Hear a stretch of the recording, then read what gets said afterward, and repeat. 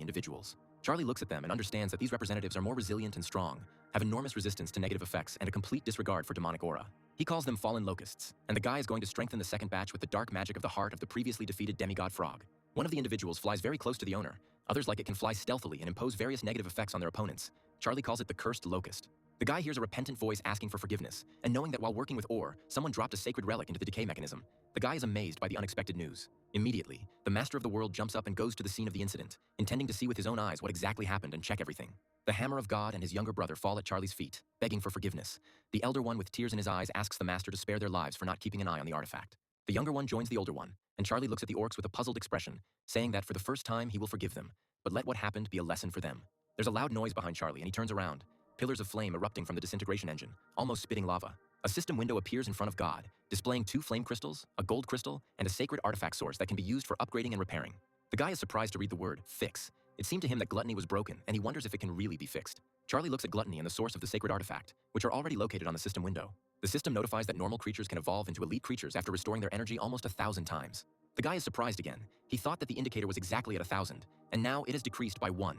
That is, if you continue to improve gluttony, you can fix it and use it to its full potential. But this would require 1,000 sacred artifacts, which is too much. So he goes online to see what other users have to say about it. The results of the search are inconsolable. Someone is advised to abandon the idea. Nothing sensible will come of it. Charlie comes to the conclusion independently and slowly fills in the necessary scale.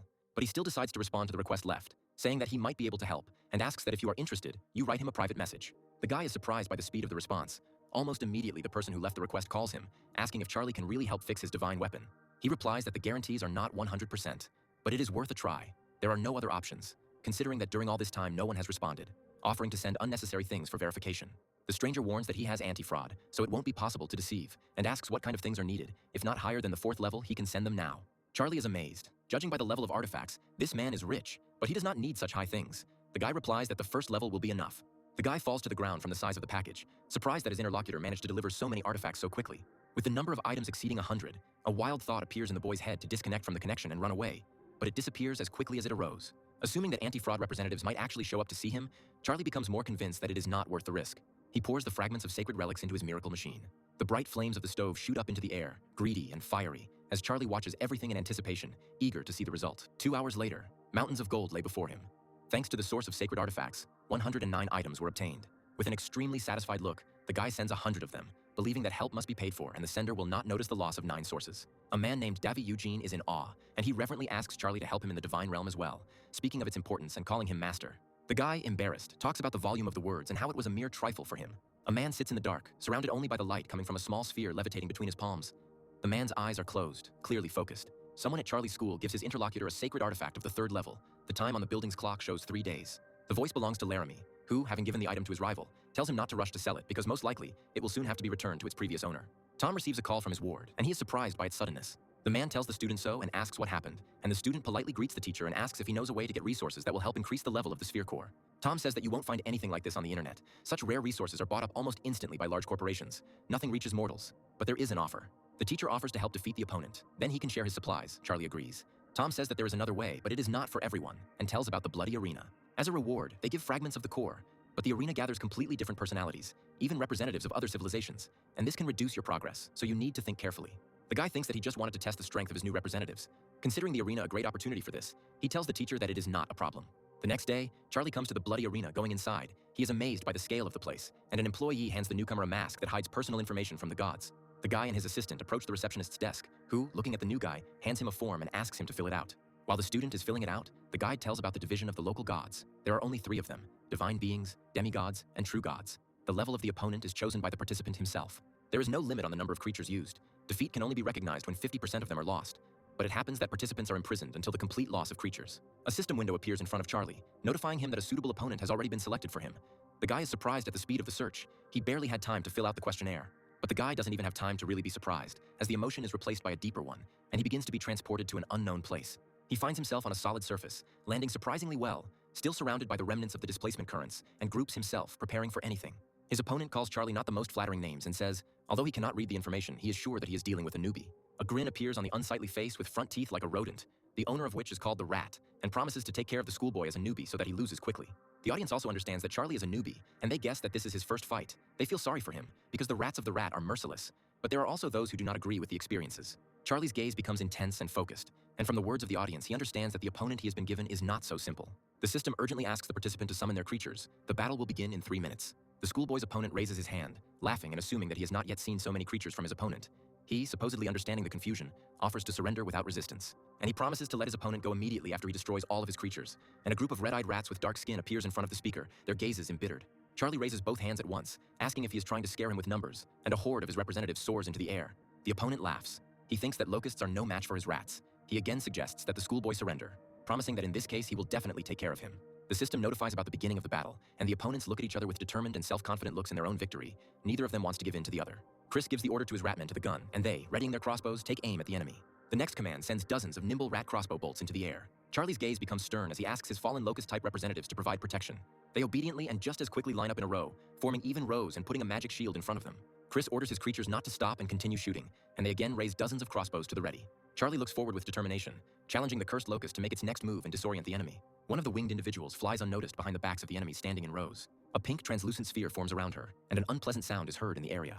It hits hundreds of rat receptors, causing them to become disoriented. Charlie, meanwhile, gives orders to his other representatives, namely the heavenly demon bug, to kill all enemies in a state of defocus.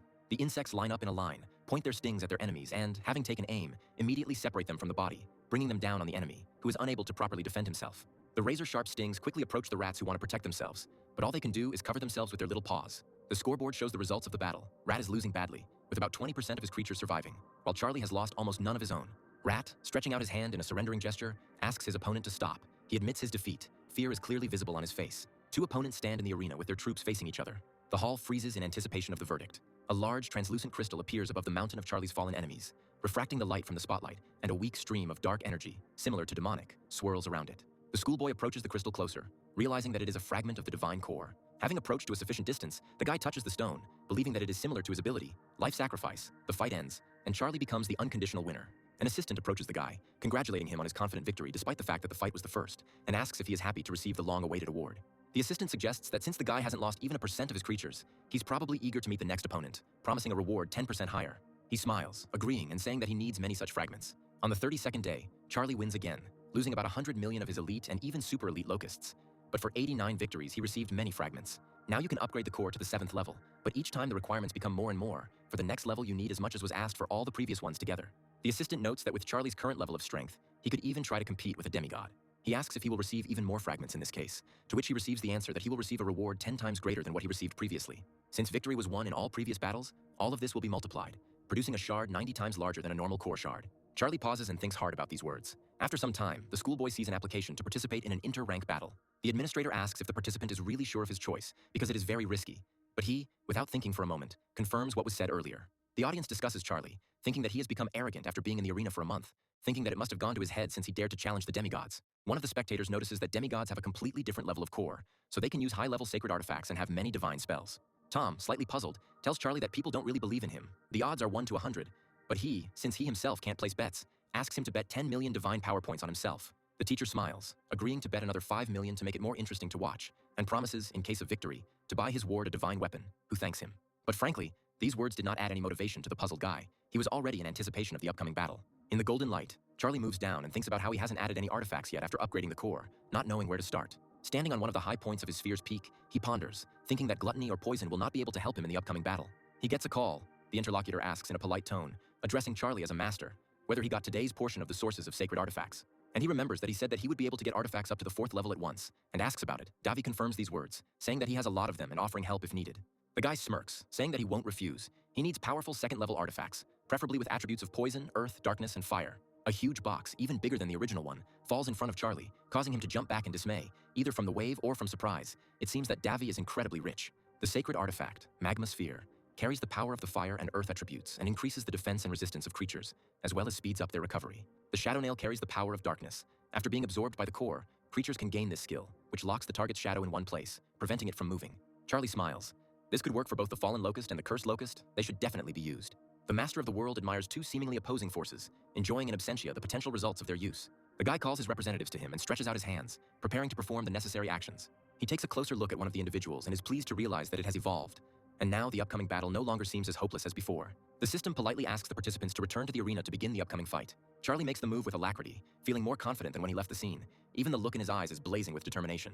The fans' hands go up in the air. More than before, spectators shout words of encouragement to the schoolboy's opponent, wanting him to deal with him. But someone also shouts words of encouragement to Charlie. The demigod's pose expresses self-confidence. He's happy to show the arrogant newcomer where his true place is, and at the same time make some good money. He turns to the opponent, asking about his loss. Although the boy looks at his opponent with a little awkwardness, he says out loud about his talkativeness, while the latter says that he is amazed by the boy's courage. The man springs into action, ordering his glorious legion of mammoths to show themselves. He raises his hand in a commanding gesture, and the representatives of the demigod appear behind him. The spectators begin to shout words of encouragement to the mammoth lord again, wanting him to crush his opponent, some of them at the sight of these creatures. The overlord stands on one of his pets, the giant thunder mammoth, with his arms crossed over his chest, asking the opponent in front of him to at least try to cheer him up. He summons his pets, sending his numerous swarm forward with just a flick of his left hand. Among the creatures sent into battle is a poisonous sky demon bug, raised from demon eggs in the nest using poison mist and gluttony. The second contender is the magma fallen locust, which was bred in the nest using the aforementioned gluttony, but not with mist, but with a magma orb. And rounding out the trio is the shadow-cursed locust, raised in the nest using gluttony, dark curses, and shadow nail. The enemy, seeing the opponents of his creatures, smiles. Considering the game not bad for a beginner, he can't wait to enter the battle. And on that note, the man sends his legion into battle, to which small, especially compared to their opponents, winged insects burst forth. Charlie sends the shadow-cursed locust into battle with a mischievous smile. They take up a position in a row, and with their stingers at the ready, send them towards the vulnerable spots of their opponents. Small stings fly towards the mammoth's leg, but it manages to successfully dodge them, and an enthusiastic cry is heard from the stands. The creature, which had been confidently striding forward until now, suddenly freezes, and the audience wonders what kind of ability they are dealing with, since the weapon used hit the shadow and the mammoth froze. Charlie, meanwhile, does not hesitate, sending poisonous sky demon beetles at the enemy creatures. The named ones act with readiness. The needles stick into the animal's face in a neat row, but its owner is not impressed. He says that everything is useless and asks the enemy to accept it. Yes, Charlie was able to stop mammoth thunder, but it is of little use. The locust, even if it is elite, cannot do much harm. But a malicious grin appears on Charlie's face. He doesn't think so, asking if the enemy is really so confident in his words. Before the next group of mammoths advance, sudden and rather large explosions occur. The man angrily throws his hand up, realizing that the element of surprise had worked, thanks to which the enemy decided to take out the strongest creature at the expense of his Death Eaters. The Lord sends his representatives to the Thunder Mammoth, but a swarm of locusts appears on the way of those hurrying, blocking the road to the goal. They are surrounded by numerous explosions, which, if not the cause of death of the opponent's creatures, are a serious obstacle. The Mammoth Lord puts his hands together in a spell gesture, calling upon Beast Magic, Thick Hide, Beast Magic, Blood Aura, and Beast Magic, Healing. And then a healing light descends upon all the mammoths, which is a sign of the impact of positive effects that soon bring the male candidates to their senses. And their eyes flashing furiously, the mighty creatures rush forward with renewed vigor, ignoring and, in some places, even anticipating the explosions. The man smiles contentedly, starting to get into the swing of things. He says that the fact that Charlie forced him to use magic already says a lot, so he suggests giving up. In this case, he promises to leave half of the enemy's creatures, but the guy does not agree, asking why the Overlord even thought that he lost. Charlie says that giving up is not in his nature and raises his hand, wanting to call for more helpers. Behind the guy, the gates immediately open, and from them, one after another, majestic and enraged demon minotaurs emerge. They approach the clearly stunned mammoths, who involuntarily make loud trumpeting sounds. Even their owner is in a state of shock, wondering where the enemy could have gotten them from. One of the demon minotaurs rushes forward with a strange weapon in his hands and swinging it furiously brings it down, resembling a huge flask with contents of unknown origin. The blow lands squarely on the head of one of the mammoth lord's red-eyed and blue mammoths, and Charlie doesn't allow the enemy to catch his breath, releasing squads of skeletons from the gate, led by the Lord and his assistants. The skeleton lord sits majestically on his throne, with the collector at his right and the resurrector at his left, a sight that alone makes his enemies shudder inwardly. Charlie climbs onto the armrest of the Lord's throne and addresses the resurrectionist, saying that he is counting on him. The Lord looks at his god in bewilderment, either by his behavior or by his words. The next moment, the Lord frowned with displeasure, making an unambiguous sound that only reinforced his displeasure.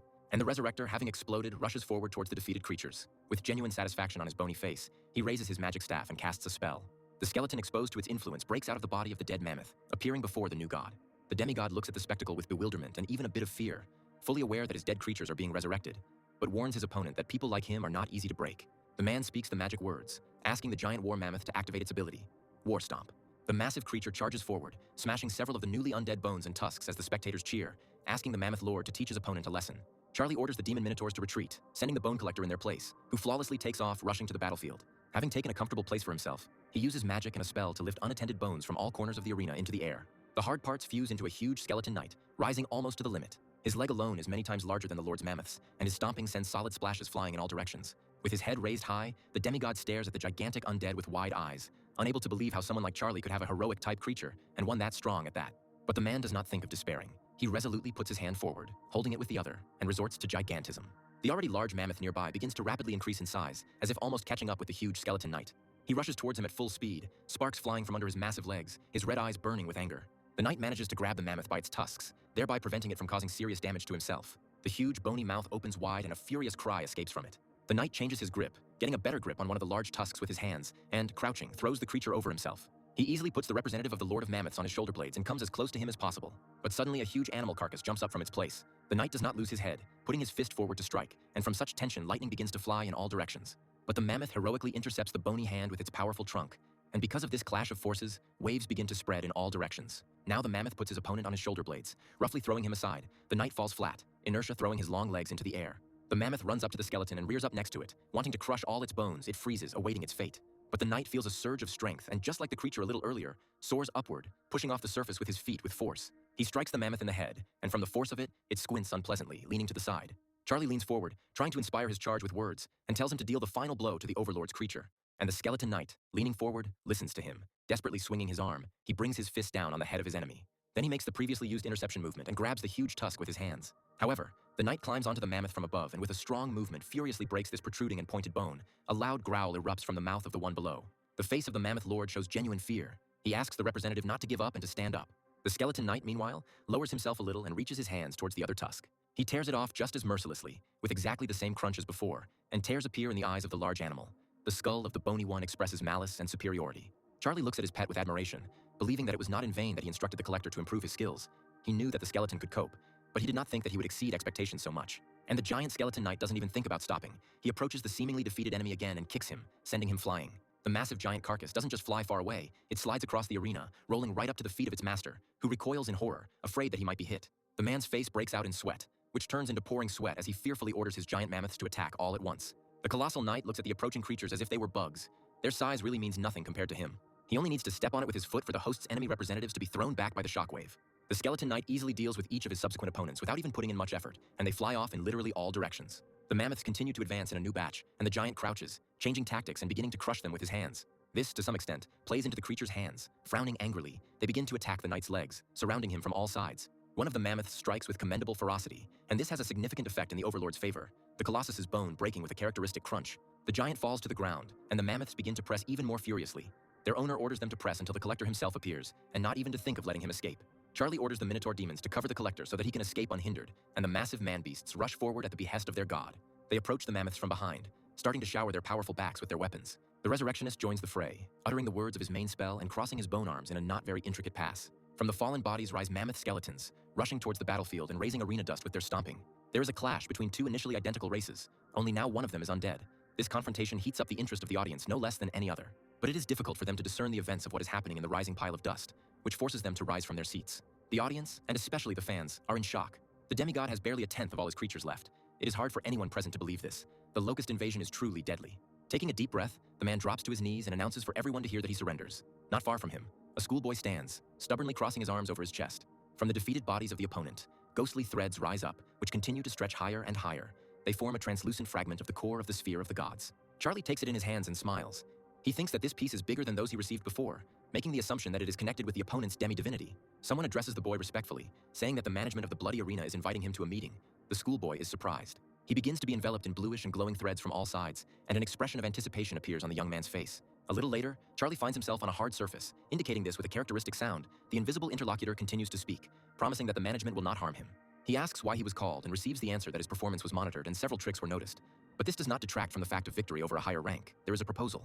Charlie is offered to become the heir to the arena because it was originally conceived for this very purpose, so that the one who challenged the one standing above could become that very heir. The guy is asked if he is ready to take on this role, and he is seriously puzzled, asking again. Charlie thinks about how many participants there are here, and not only the human race, there must be crazy money circulating here, and he is being offered to become the heir. Something is wrong.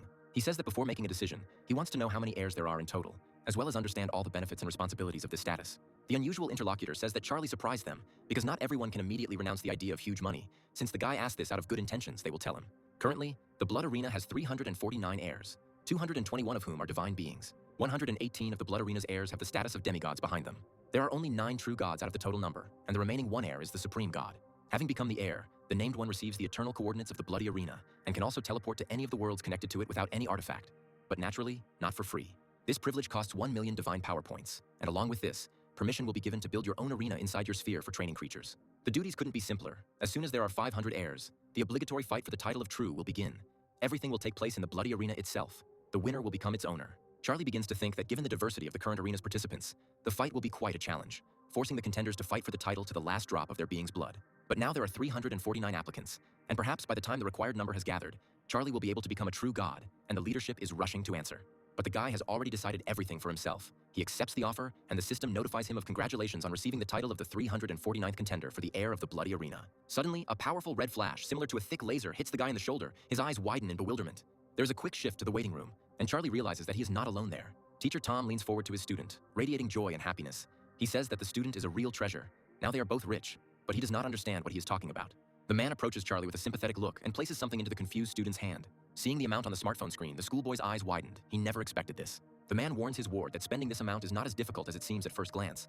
But first, it is still worth buying powerful artifacts. The schoolboy spreads his arms out to the sides as he clarifies what the man means. He is only a divine being for now, so he will hardly be able to use any of them. Tom tells him not to worry. The teacher will take care of everything himself. He knows one store where the ward can also find a good and suitable artifact. Charlie just has time to think that this is an interesting coincidence, because he himself wanted to do this, when he hears behind him a rapidly approaching heavy run and a strange address. He hides behind his teacher's back, asking for help. When he realizes that the Lord of the Mammoths himself is addressing him, the man turns questioningly to his student. But Tom quickly understands what's going on and heroically shields his charge's body, saying that while he's around, no one will dare harm his student. Charlie looks at him puzzled, but the Lord of the Mammoths stops a few meters away from the supposed victim and his hero, and says that he was misunderstood. He did not intend to take revenge. The man straightens up and extends his hand for a handshake, saying that, on the contrary, he wanted to establish friendly relations with his former rival. Since he considers him capable, he introduces himself. Charlie shakes Martin's hand, saying that he now understands why he is so strong, because he is a first-year student at the Imperial Academy, and Martin smiles contentedly. Martin assumes that his potential friend is still a schoolboy, and asks him which academy he wants to attend, and whether he has passed the entrance exam. Charlie, feeling awkward, replies that, in fact, he is an ordinary school student who has not yet entered any course, and his interlocutor stares at him in bewilderment. The man, approaching, pokes the guy in the chest with his finger, asking if he is making fun of him, and considering what he heard to be impossible. The schoolboy says that he is not lying, and suggests asking the teacher standing nearby, who immediately confirms the veracity of his words, and says that many people invited him. But Charlie refused. He doesn't keep silent about the reason either. Charlie wants to enroll in the Imperial Academy, but the representative wasn't interested in the student's candidacy. Martin listens attentively to his interlocutors. At the end of the conversation, he expresses understanding and says that the guy has a keen eye, because the Imperial Academy is the most powerful among the 3 higher academies. The man puts his hand on Charlie's shoulder and, saying that he himself was convinced of his abilities, hopes that he will still become his junior. He also promises to put in a good word for the guy, hoping that this will help. Martin instructs Charlie, recommending that he immediately start developing himself when he returns, and he asks if the man can really help. Martin laughs, but confirms his words. In addition, the Academy will give him a bonus if the proposed candidate passes the test, and he believes that this is something he cannot refuse. Charlie respectfully thanks his departing newfound friend, and perhaps, in the future, his senior comrade at the Academy. The same one, leaving, says that now everything depends only on him, and advises to focus specifically on bringing out the hero from his main representatives. This can make the task easier. Charlie and Tom are standing outside a store that sells artifacts, and the younger one is thinking about how trivial its name is. The teacher stands silently, his hands behind his back. The man pushes the door forward with determination, intending to get inside as quickly as possible, and Charlie's eyes widen. Potential buyers are confronted by a woman in a short dress, greeting them politely in the manner of most salespeople. With a sweet, flirtatious smile, she asks, propping up her side with her hand, what kind of artifacts they are interested in, or whether they want to meet the forging master right away. She asks someone to contact the master and inform him of Tom's arrival, who follows the woman, smiling sweetly, bringing up the rear of Charlie's small procession, thinking about the master's abilities. They approach a portal crackling with static, and the girl stops and politely invites the guests forward. The class teacher and his student exchange silent glances. It is difficult to tell from their facial expressions what each is thinking. However, one of them still takes a decisive step forward. A bare-chested man with a wooden sledgehammer is busily forging something. Behind and slightly to the side of him is the other side of the portal. Charlie comes out of the portal and, seeing the big guy, looks at him in surprise, and he, sensing Tom, expresses his hope that the man did not come here empty-handed. Without moving far from the portal, the schoolboy looks at the blacksmith with concern, with an awkward smile, thinking about getting out of here before it's too late. The class teacher clears his throat, introducing his protege to Master Tony. Charlie continues to look just as worried, although he allows himself a nervous smile. The blacksmith's gaze also becomes puzzled. He's going to, for starters, explain the rules of his shop. Everyone is welcome here, but there are no discounts for apprentices and students. Charlie is indignant to himself, believing that any store has at least a minimal discount for students, because it is not so easy for them to earn money. The guy saved up a large sum with blood and sweat. Tom says that Tony has a sharp tongue, but his heart is kind, and he also creates beautiful artifacts. The blacksmith smiles, joking that in all the long years of knowing him, he did not know that the teacher could be so kind. The master reacts to his interlocutor's words with displeasure. He is not pleased that Tom said this in front of the student, even though he himself is sharp-tongued. Tony turns and leads Charlie behind him, pulling back the curtain, inviting the boy to come in to see the artifacts that will be displayed. Upon entering, the schoolboy sees a room filled with a variety of artifacts that shine with their grandeur even in the dim light. Tony, gesturing vaguely at the pile of artifacts, says that each of them has its own mark, which indicates that each item is handmade, and Charlie is surprised by it. Walking around the hall, Teacher Tom asks his protege what he liked from all this variety, and the guy continues to look around silently and thoughtfully. He thinks that first of all, he needs to prepare for the Imperial Academy's trials, and for that he will need the poison jar, but it costs 4 divinity points. With a confident look in his eyes, the guy states that he needs the poison jug, which is a 2-star artifact. Its first function is poison cleansing. It allows you to place 100,000 insects inside for a purification ceremony.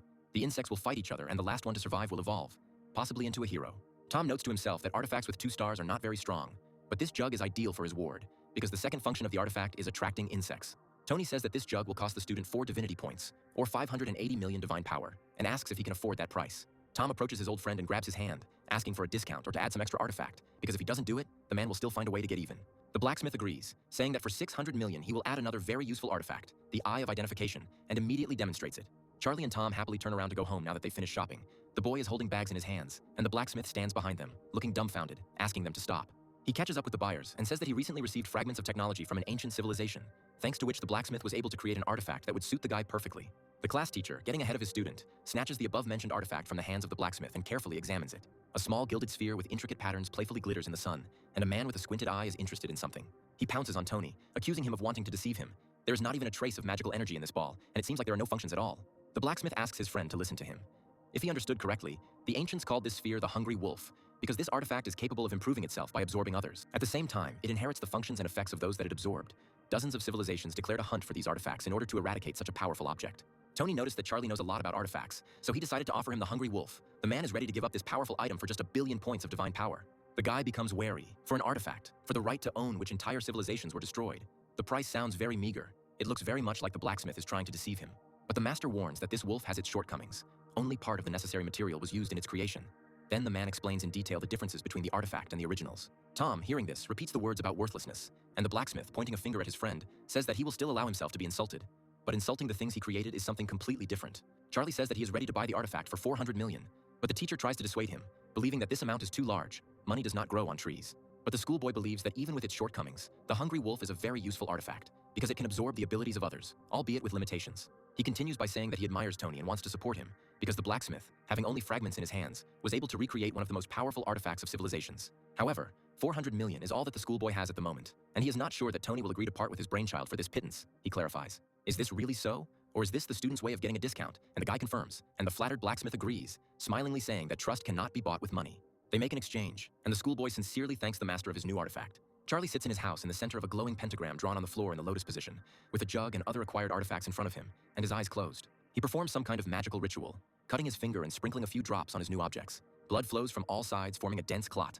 The result satisfies the young man. A satisfied smile appears on his lips. The poisonous jug has recognized him as its owner. A golden insect rises from one of the artifacts. From the jug itself, a frog jumps out, enveloped in magical energy, the threads of which still connect them, making them one whole.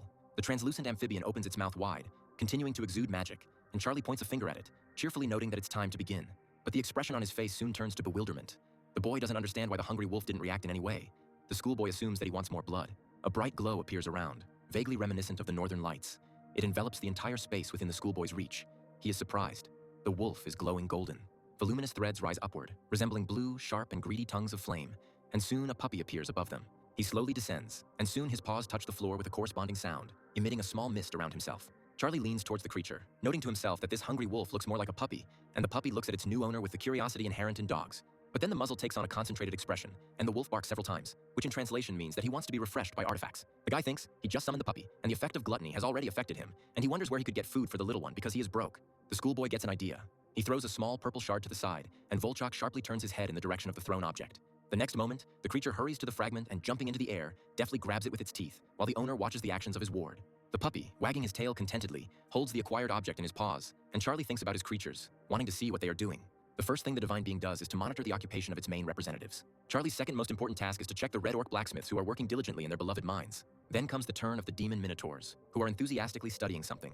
An ancient book with some drawings is spread out in front of them. The satisfied owner notes that they have no shortage of motivation. Windsword, one of the most powerful beings, Charlie learns the science of meditation, surrounded by streams of magical energy, probably in order to improve his concentration and skill in battle. Skeletons absorb fragments of crystals that strengthen them, most likely in order to become stronger in the future and not disappoint their master. Charlie reflects that thanks to the Davi sacred artifact sources, he was able to repair the law of gluttony, raising the artifact to the 3rd level, but he didn't think about such power. The guy beams at the mere thought that if he continues to improve the artifact, very soon absolutely all locusts will be able to evolve to elite with enough food. A week later, the guy is levitating in the air, surrounded by a giant swarm of his core representatives, and it's time for a new sacrifice. He raises his hand into the air, preparing to sacrifice 13 billion beings. There is literally a hurricane going on all around, swirling into a great blue funnel. After finishing, the guy stands in front of the awards window and understands that, despite the fact that he could have donated no less before, today's result is truly impressive. Reading through all the possible options, the student's choice falls on the last one. He's amused by the words about the humanoid form. In his opinion, it even sounds funny. He can't wait to try it out. Seconds later, the sphere of enlightenment appears in Charlie's hands. It hovers above his outstretched palm, shimmering with a sparkling blue light. The guy is intrigued. He grabs the ball with his hand and, holding on tightly, mercilessly smashes it to pieces. A tall column with a tone to match rises into the air, piercing the sky with lightning speed and just as mercilessly. It doesn't take much intelligence to understand that creatures exposed to his magical light are subject to certain effects. The main representatives of Charlie immediately begin to experience changes that are noticeable even to the eye. Their limbs rapidly stretch out, taking on a slightly different shape. Looking at the altered locusts, delight appears in Charlie's eyes. He cannot contain it inside, admiringly declaring that it is incredible. The creatures are truly becoming humanized, and are no longer ordinary insects, but super elite locust people. In addition to the humanoid body, they now have the beginnings of intelligence. But that's not all. The happy owner rejoices with such a great power of faith, he cannot look at his official brainchildren without delight. But he can't